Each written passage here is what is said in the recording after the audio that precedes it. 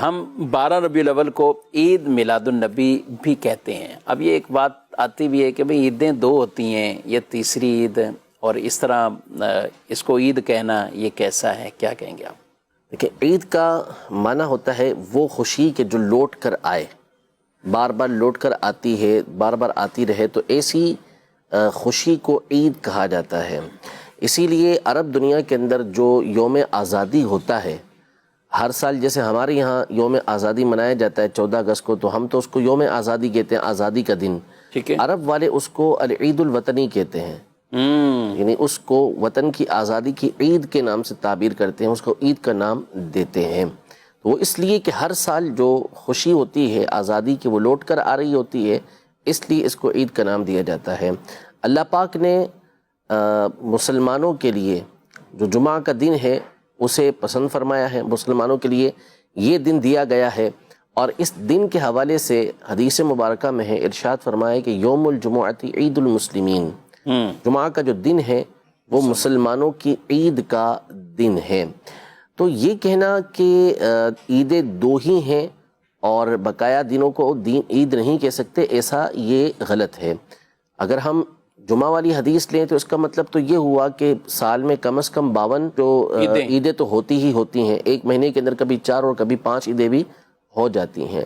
اصل میں یہ 2 دن جس کو ہم خاص طور پہ عید کہتے ہیں، اس کی وجہ یہ ہے کہ جب نبی پاک صلی اللہ علیہ وسلم اور صحابہ کرام علیہم رضوان یہ ہجرت کر کے مدینہ منورہ تشریف لے کر آئے تو وہاں پہ لوگ 2 دن منایا کرتے تھے خوشی کے.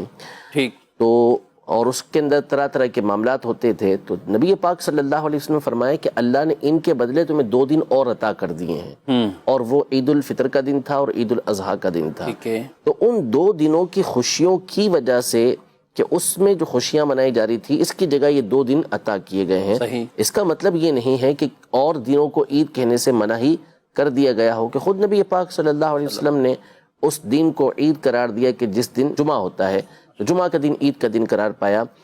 بخاری شریف کی حدیث مبارکہ ہے کہ حضرت سیدنا عمر رضی اللہ تعالی عنہ سے ایک اہل کتاب میں سے شخص نے، اس کے حوالے سے یہ ذکر کیا گیا کہ یہ کہنے والے حضرت کعب الاحبار تھے جو بعد میں ایمان لے آئے تھے. انہوں نے کہا کہ قرآن پاک میں ایک آیت ہے، اگر یہ ہم یہودیوں کے اوپر نازل ہوتی تو ہم اس دن کو عید منا لیتے.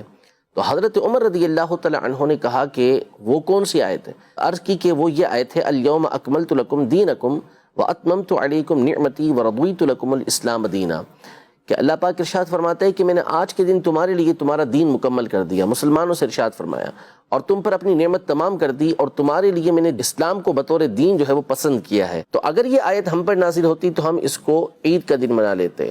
تو حضرت عمر رضی اللہ تعالیٰ عنہ نے فرمایا کہ ہم اس دن کو بھی جانتے ہیں جس دن یہ آیت نازل ہوئی، اور اس جگہ کو بھی جانتے ہیں کہ جہاں یہ آیت نازل ہوئی. تو بتانا یہ مقصود تھا، شارحین یہ لکھتے ہیں کہ چونکہ وہ دن جمعے کا دن تھا اور وہ عرفہ کا دن تھا، تو یہ ویسے ہی خوشیوں والے دن تھے، عید والے دن تھے. تو حضرت عمر رضی اللہ تعالیٰ عنہ یہ بتانا چاہ رہے تھے کہ یہ ہمارے آلریڈی ویسے ہی عید کے دن ہیں، بلکہ 2 عیدیں. ابن عباس رضی اللہ تعالیٰ عنہ نے فرمایا کہ 2 عیدیں ایک ساتھ جمع ہوئی ہیں ہمارے لیے. تو اب دیکھیں کہ عرفہ کا دن ہے جو 9 ذی الحجہ ہے، ٹھیک ہے، حالانکہ جو عید آتی ہے وہ 10 ذی الحجہ کو آتی ہے، لیکن 9 تاریخ کو بھی عید قرار دے رہے ہیں. کیوں؟ اس لیے کہ اللہ پاک نے اس میں یہ آیت مبارکہ نازل فرمائی. تو اس لیے اگر ایام اور بھی ہوتے ہیں جن کو عید کہا جاتا ہے تو ایسا کہنے میں کوئی حرج نہیں ہے، اور اس کے اوپر قرآن و حدیث سے دلائل موجود ہیں. اللہ پاک نے یہ ذکر کیا عیسیٰ علیہ السلام کا قول کہ ربنا انزل علینا مائدۃ من السماء تکون لنا عیدا لاولنا وآخرنا. عیسیٰ علیہ السلام اللہ کی بارگاہ میں عرض کر رہے ہیں کہ ہم پر آسمان سے دسترخوان اتار تاکہ یہ ہمارے لیے اور ہمارے بعد والوں کے لیے عید ہو جائے، خوشی ہو جائے. یہ تو عید کا دن کہنے میں اصلاً کوئی حرج نہیں ہے، عید میلاد النبی کے دن کو، کیونکہ اس دن تو کائنات کی سب سے بڑی خوشی ہمیں حاصل ہوئی، اور یہ وہ دن ہے کہ جس میں اللہ پاک نے وہ ہستی ہمیں عطا کی کہ جس کی وجہ سے ساری کی ساری نعمتیں ہمیں ملی ہیں. تو یہ صرف عید نہیں ہے بلکہ عیدوں کی بھی عید ہے. اعلیٰ حضرت امام اہل سنت کا کلام پڑھتے جائیں، زمین و زماں تمہارے لیے، مکین و مکان تمہارے لیے. تو واقعی ہی وہ احادیث طیبہ اور روایات کی گویا کہ وہ تشریح کرتے ہوئے یہ پورا کلام وہ موجود ہے. تو بہرحال نبی پاک علیہ السلام وہ عظیم نعمت ہے، آپ نعمت کبریٰ ہیں، اور آپ صلی اللہ علیہ وسلم کے اس نعمت کے شکرانے میں کہ اللہ نے ہمیں ان کا امتی بنایا، ہم ان کا ذکر خیر بھی کرتے ہیں، اس نعمت کے شکرانے میں وہ میلاد بھی کرتے ہیں۔ وَأَمَّا بِنِعْمَةِ رَبِّكَ فَحَدِّثْ، نعمت خدا کا چرچا کرنے کا ہمیں قرآن نے حکم ارشاد فرمایا ہے۔ تو بالکل جیسا مفتی صاحب نے فرمایا کہ یہ عیدوں کی بھی ہمارے لیے عید ہے، تو انشاءاللہ عشاق رسول اس عید کو مناتے رہیں گے۔ حضرت ایک سوال پھر اور بھی ہے، عید ہے تو نماز نہیں پڑھتے ہیں، عید پہ تو نماز ہوتی ہے، تو آپ اس پہ کون سی نماز ہیں؟ دیکھیں نماز پڑھنی ہے تو جو مکروہ اوقات نہیں ہے اس میں بالکل نماز پڑھیں۔ اچھا کون سی منع کیا 2 رکعت نفل پڑھنا چاہتے ہیں آپ تو شکرانے کے طور پہ 2 رکعت نفل ادا کریں کہ اللہ پاک نے اتنی بڑی نعمت عطا کی ہے۔ ٹھیک ہے۔ نبی پاک صلی اللہ تعالیٰ علیہ وآلہ وسلم اس دن روزہ رکھا کرتے تھے، پیر کے دن کا روزہ رکھتے تھے۔ جب صحابہ کرام علی مردوان نے عرض کی کہ کیا وجہ ہے کہ آپ اس دن روزہ رکھتے ہیں، تو فرمایا فیہ ولدت، میں اس دن پیدا ہوا ہوں، میں اللہ کے شکر ادا کرنے کے لیے جس دن میری پیدائش ہوئی میں روزہ رکھ رہا ہوں، آپ روزہ رکھیں۔